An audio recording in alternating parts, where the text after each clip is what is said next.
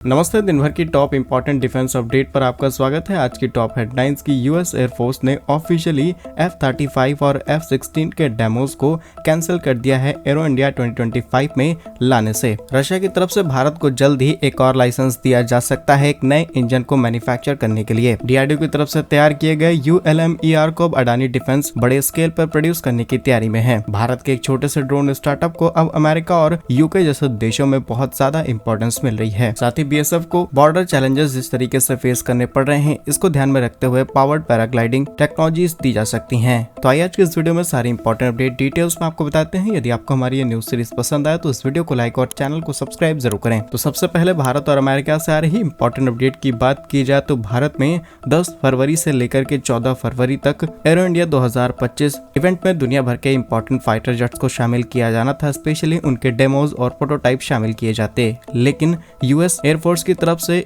F-35 और F-16 के प्रदर्शनों को रद्द किया जा चुका है। अब कहना गलत नहीं होगा कि भारत में ये जो एरो इंडिया इवेंट किया जाता है, इसे एशिया में सबसे बड़े एरोस्पेस इवेंट में काउंट किया जाता है। तो यहाँ पर जो भी कंट्रीज अपने अपने एडवांस वेपन्स को लेकर के आती हैं, उनकी एक फ्री की मार्केटिंग हो जाती है और इससे उन्हें ग्लोबल एक्सपेंशन में काफी ज्यादा हेल्प मिलती है। और स्पेशली जो लोग एरो इंडिया 2025 में जाने वाले थे, वो काफी ज्यादा एक्साइटेड थे F-35 और F-16 फाइटर जेट को देखने के लिए, लेकिन यूएस एयरफोर्स इसे नहीं ला रही। और इसके पीछे रीजन क्या है, कोई स्ट्रॉन्ग रीजन अभी तक फिलहाल नहीं दिया गया है, लेकिन यहाँ पर रशिया की तरफ से SU-57 और कई एडवांस फाइटर जेट देखने को मिलेंगे। इसके अलावा राफेल, भारत के LCA तेजस और कई इंडियन आधुनिक हथियार आपको यहाँ पर देखने को मिलेंगे। लेकिन कुछ समय बाद ये क्लियर हो जाएगा कि अमेरिका आखिर ऐसा क्यों कर रहा है। आपको बता दें, स्पेशली F-35 ये एक supersonic single engine stealth fighter jet है, जिसे दुनिया का सबसे एडवांस फाइटर जेट बताया जाता है। और इसी 35 के नंबर को कॉपी करते हुए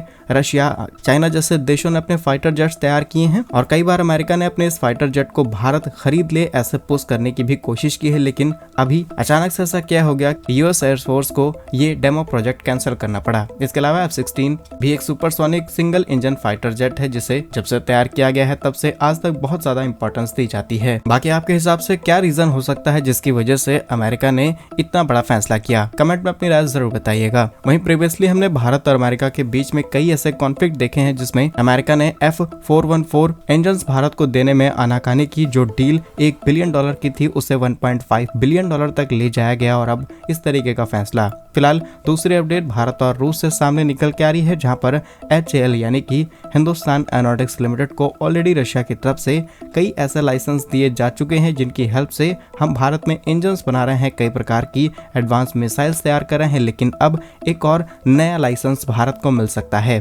एंड दैट इज AL-55I। ये लाइसेंस मिलते ही भारत में इसकी मैन्युफैक्चरिंग तो नहीं, लेकिन असेंबलिंग शुरू कर दी जाएगी और धीरे धीरे यहाँ पर जो लोकल कंटेंट है इसे बढ़ाया जाएगा। और इस इंजन का इस्तेमाल स्पेशली इंडियन एयरफोर्स के HJT-36 सितारा इंटरमीडिएट जेट ट्रेनर के अंदर आसानी से किया जा सकता है, क्योंकि जो हमारा IJT प्रोग्राम है, इसके इंजन और इस इंजन में काफी ज्यादा सिमिलरिटीज देखने को मिलती हैं, तो इसे आसानी से वहां पर इस्तेमाल किया जा सकता है। वहीं हम HL-HJT-36 की बात करें तो ये एक ऐसा प्रोजेक्ट है जिसे ट्रेनर एयरक्राफ्ट के रूप में देखा जा रहा है। स्पेशली एयरफोर्स की तरफ से ऑर्डर किए गए थे करीब 73 ऐसे ही HJT-36 ट्रेनर्स इन 2010। और इसका सबसे बड़ा इस्तेमाल यही है कि इसे डिजाइन इस तरीके से किया गया है ताकि पायलट्स को आसानी से ट्रेन किया जा सके, हैंडलिंग उनकी इजी की जा सके और एक्सट्रीम कंडीशंस पे आसानी से किस तरीके से एयरक्राफ्ट्स को ऑपरेट किया जाए, इसमें काफी ज्यादा हेल्प करता है। और जिस तरीके से हम एयरफोर्स को और ज्यादा पावरफुल कर रहे हैं, डेफिनेटली हमें इस तरीके के इक्विपमेंट्स की और ज्यादा जरूरत पड़ने वाली है।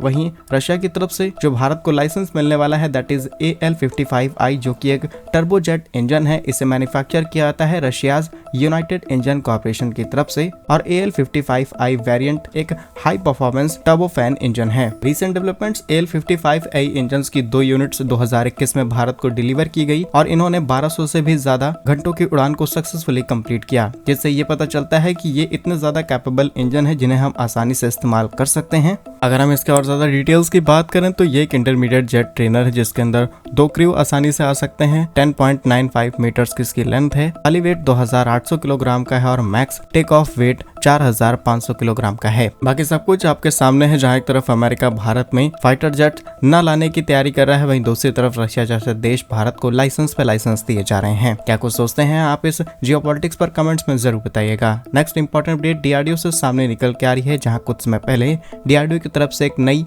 ULMER, जिसे हम UAV launch precision guided missile के नाम से जानते हैं, और इसका एक एडवांस वर्जन को डीआरडीओ की तरफ से तैयार किया जाता है। लेकिन इसके कुछ रिसेंट अपडेट्स देखने को मिले हैं, जिसमें अडानी डिफेंस इसे प्रोड्यूस करने वाली है, और इसे आप एक तरीके की ऐसी मिसाइल कह सकते हैं जिसे यूएवीज के साथ इंटीग्रेट करते हुए हवा में उड़ाया जा सकता है, और हवा में रहते हुए किसी भी लोकेशन पर यह बहुत ही प्रिसाइज हमला कर सकती है। फिलहाल के लिए भारत की तरफ से तैयार की गई इस ULMER की रेंज 10 किलोमीटर से भी ज्यादा बताई जा रही है, जिसे आसानी से हम उबड़ खाबड़ और पर्वतीय इलाकों में इस्तेमाल कर सकते हैं। और जैसा कि हमने आपको बताया कि ये मिसाइल बहुत ही प्रिसाइज हमले करती है, तो आसपास बहुत सारी पॉपुलेशन हो, इसके बावजूद भी इसे किसी एक पर्टिकुलर जगह को टारगेट करना हो, वो उस जगह को टारगेट कर सकती है बिना किसी को नुकसान पहुंचाए हुए। ये एक ऐसा मिसाइल सिस्टम है जिसे आसानी से दिन और रात कभी भी ऑपरेट किया जा सकता है। इसके अलावा जिस यूएवी से इसे ऑपरेट किया जाएगा वो 24 घंटे निगरानी कर सकता है, और जरूरत पड़ने पर न सिर्फ इंफॉर्मेशन कलेक्ट करके आप तक पहुंचाएगा, बल्कि उसे लोकेशन पर आसानी से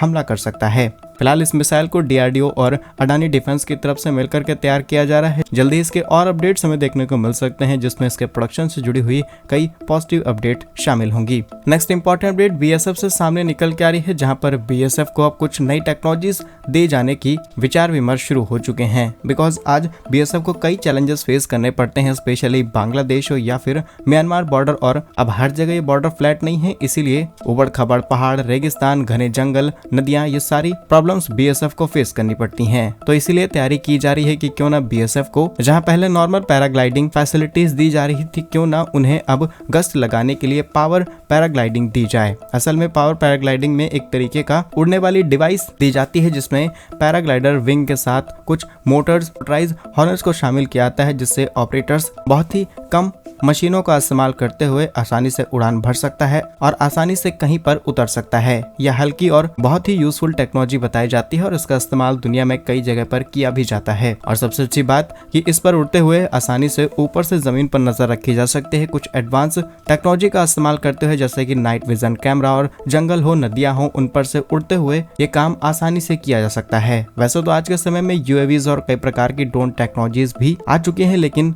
कई बार इन टेक्नोलॉजीज में एरर्स देखने को मिलते हैं, लेकिन ह्यूमन में इस तरीके के एरर्स हो पाए ये पॉसिबल नहीं है। अब करंटली इस तरीके की टेक्नोलॉजी का इस्तेमाल अमेरिका, इजराइल जैसे देश कर रहे हैं, और अब भारत का समय आ चुका है। आपके हिसाब से बीएसएफ को ये टेक्नोलॉजी दी जानी चाहिए या फिर नहीं? कमेंट्स में जरूर बताइए। नेक्स्ट इंपॉर्टेंट अपडेट भारत के एक स्टार्टअप से सामने निकल के आ रही है, जहां पर भारत का स्टार्टअप जिनका नाम है बॉर्न वी एरो, और इस समय ये हैवी लिफ्ट वाले ड्रोन्स को बनाने में काफी ज्यादा माहिर हो चुके हैं, जिन्हें एक टाइप का UAS यानी कि अनमैन एरियल सिस्टम कहा जाता है। और अब यूके की डिफेंस मिनिस्ट्री की तरफ से इन्हें शामिल किया जा चुका है अपने फ्रेमवर्क में, ताकि इनका इस्तेमाल करते हुए हैवी लिफ्टिंग सेक्टर को प्रमोट किया जा सके, चाहे वो अलग अलग सेक्टर में हो। स्पेशली डिफेंस को यहाँ पर ज्यादा प्रायोरिटी दी जा रही है। सो ये भारत के लिए एक इंपॉर्टेंट डेवलपमेंट बन जाती है, बिकॉज भारत के स्टार्टअप्स आज इतने कैपेबल हो चुके हैं कि ग्लोबल पावरफुल कंट्रीज उन्हें एक्सेप्ट कर रही हैं। बाकी क्या कुछ कहना है आपका इन सभी खबरों पर? कमेंट्स में जरूर बताइए। भारत कैसे ही वीडियोस पाने के लिए वीडियो को लाइक, चैनल को सब्सक्राइब जरूर कीजिए। वंदे मातरम, भारत माता की जय।